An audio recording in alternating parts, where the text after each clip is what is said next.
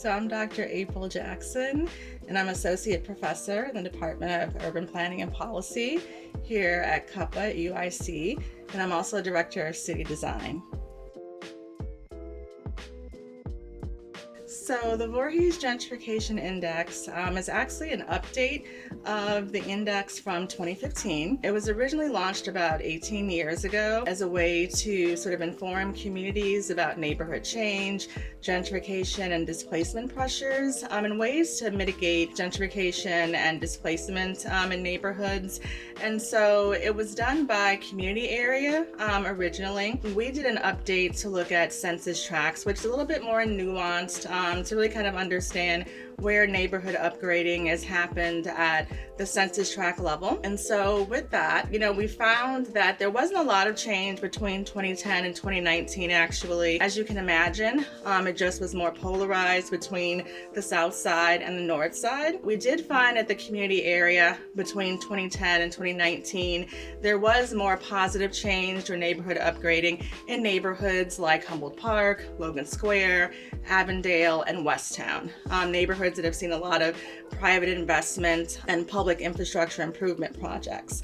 And so we're hoping moving forward to do sort of a toolkit, which is the second part of this work that the Voorhees Center also previously had, and to explore more in depth now, sort of on the ground, looking at possibly Bronzeville, Logan Square, Woodlawn, neighborhoods like Avondale and Humboldt Park, to really then go and interview, do some qualitative work to understand how neighborhood organizations, community-based organizations are mitigating gentrification, displacement pressures, and what kind of anti-displacement tools they're utilizing.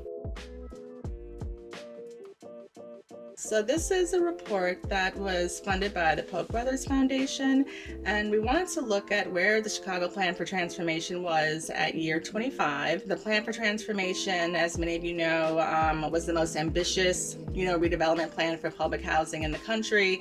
It started at 2000. So at year 25, we wanted to understand a few things. One was how the geography of opportunity shifted over time across the city with public housing and mixed income communities.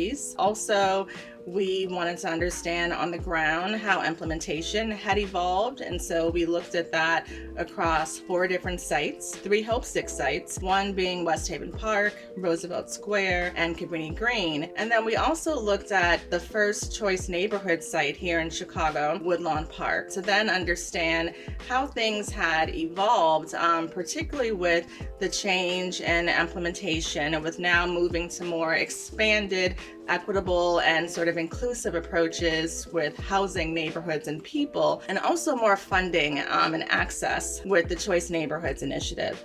And so we found that there were some significant barriers with Hope 6, obviously, and the Plan for Transformation. Really significant displacement happened across the city, and implementation barriers. There was about a 12% rate of return of existing residents, which is really disappointing to see. Also, in terms of interagency coordination, and also significant financial challenges, right? There was not enough funding to actually finish the projects. And right now there's roughly about 100 acres of land that's undeveloped here, mostly on the south side of Chicago. And so that's really been a barrier to finishing the projects, as well as, a limited number of residents actually coming back to these sites. And so with Woodlawn Park, we certainly found it to be very encouraging, and that to be a potential model case, not only for Chicago, but also nationally. The Preservation of Affordable Housing was able to leverage that $30 million initial investment from HUD into $400 million of investment in the Woodlawn neighborhood. They've been able to produce about 2,000 units of affordable housing, equitable transit-oriented development, a new grocery store, a number of businesses, and also, it was a bottom-up community-engaged process. This is really, I think, a really effective model for mixed-income redevelopment efforts that potentially could be used nationally and also here in Chicago. So something I think to really consider moving forward. So as an architect, urban planner and urban designer in my former life, and now a community engaged scholar. Civic participation is about residents and stakeholders being actively involved in community engagement in the planning process, and really spearheading and leading decision making in all facets of planning and being decision makers in how they envision their community for the future. And so I think it's really important for our communities to be leading that process.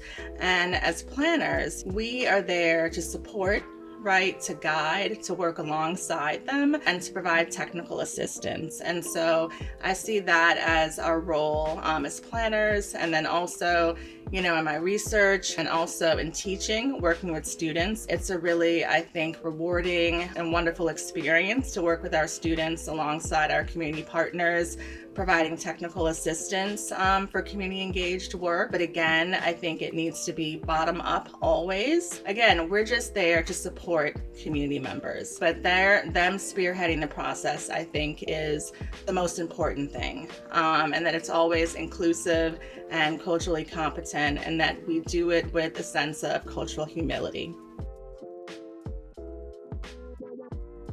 So I have a lot of policy passions, I would say, but I think the number one policy passion is why I decided to pursue a PhD, which is around public housing and affordable housing. That's always been, I think, sort of central to what's been important for me. I think that housing is a human right, and we should have a right to housing. And, that's why I decided to pursue sort of my dissertation research and around public housing redevelopment here in Chicago, and also coming back and continuing the work here around the plan for transformation and choice neighborhoods redevelopment.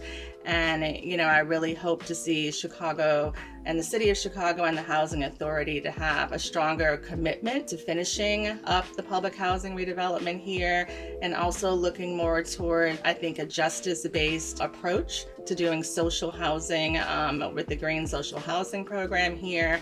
And also really excited to see the reparations committee that's been formed, and how the City of Chicago can think about ways to redress the past and ongoing harms in the Black community here in Chicago. So that's really, I think, some exciting policy work that I've been really excited about and looking forward to see, sort of happen here in Chicago. So if I had to say one favorite thing, because there are so many things that I really love about being director of the City Design Program, is the opportunity to build partnerships and collaborations with design firms, with nonprofit organizations, community-based organizations, city agencies, and then also working on the ground with communities for different types of plans and projects. We've done a lot of work in different communities, one of them being the Austin community with this awesome urban design youth organization working on tactical urbanism projects in Austin. We've also worked in McKinley Park with the McKinley Park Development Council on public infrastructure improvement projects. We just recently wrapped up a year-long engagement process with the Pullman community, working with Historic Pullman Foundation and the Ninth Ward, looking at sort of economic development, historic preservation, also affordable housing and sustainability options for some of their ongoing planning efforts. And so I think working with communities and with our students on the ground is something that is the most enjoyable thing. And IPCE's been a really strong supporter in that work, funding our Chicago Charrette every year, I think 4 years now, ongoing.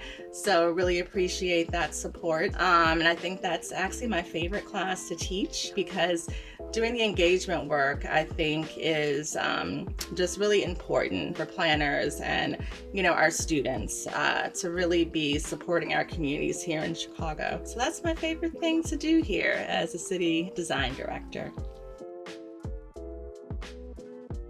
So that is an easy question. So I would say that it's our students that inspire me and keep me going. My students, they keep me young, keep me on my toes. I think they have really fresh perspectives and also a lot of energy, about the future. And I think they give me a lot of hope, because our MUPs and our MCD students, I think, are inspiring, and they're going to be change agents, for the future. And so I think that's what keeps me going, knowing that they're going to be out there sort of carrying the torch and making change out in the world. So I'm actually not a big coffee drinker, but if I do have coffee, it's going to be like a cold brew with mocha or Fairlife protein shake.